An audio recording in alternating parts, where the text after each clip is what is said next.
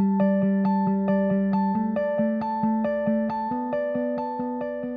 even reached out to a therapist to help me from that healing aspect from the inside out and really allow me to see who Amy is, and that Amy is not lymphedema. Lymphedema is not Amy. It is something that I was diagnosed with, but it is not me.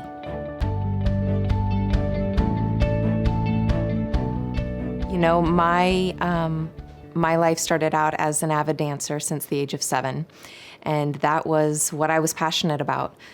And it wasn't until probably later on in that dancing journey, around the age of 14, that I started noticing swelling bilaterally in both of my legs, to where I became determined to find answers and what was going on. Because, you know, my feet were my greatest strength, so what could possibly be holding me back from that? You know, I needed to get on top of it. So my family and I began searching for those answers at the age of 14, and it was countless misdiagnosis through primary care physicians, vascular surgeons, cardiologists, you name it. I pretty much saw every single doctor known to man but a veterinarian for this condition. Fast forward to 2007, I was, you know, still dealing with being not diagnosed at that time. And it wasn't until 2011 when I was a week out from getting 4 veins sealed off in my body because I was told I had vascular reflux disease. But part of the surgical procedure was to go get pre-measurements and then post-op measurements.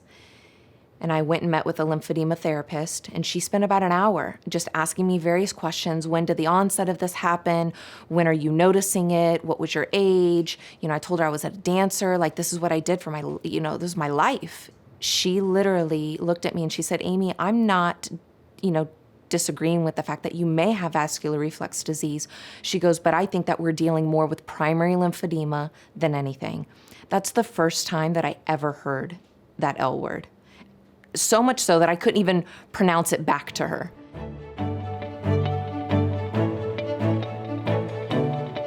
I happened to be at an event and someone approached me and said, have you ever been in a pageant before?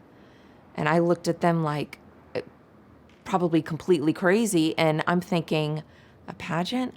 I'm not tall enough. I'm not pretty enough. I have lymphedema. Like, why would I be in a pageant?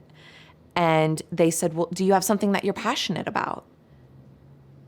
And I sat back and I looked at them and I said, yeah, I do.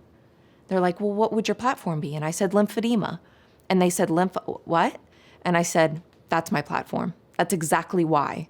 So I decided to do my very first pageant in 2013 and compete for the title of Mrs. Windermere for the America system. And most people don't even know where Windermere is, but it's right outside of Orlando, and it's a small community.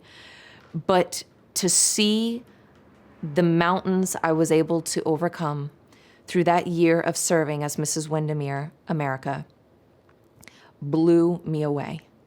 Not only the opportunities that I received, but the support that I received, and the people honestly interested in what lymphedema was. So much so that I decided to continue my pageantry experience and competed for the international pageant system. And I now currently hold the local title of Mrs. Central Florida International, and still giving voice to lymphedema as my platform. And once again, the growth and the movement that has taken place in the lymphedema community is such an incredible feeling.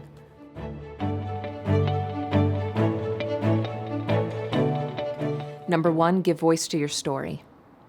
Because without your voice, you'll suffer in silence. And that's what I did for 2 years.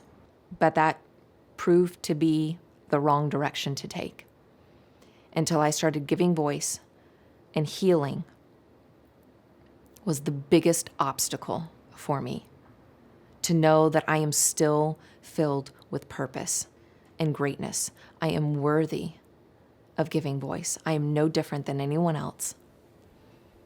So you share your story with others. That will help you on the road to recovery.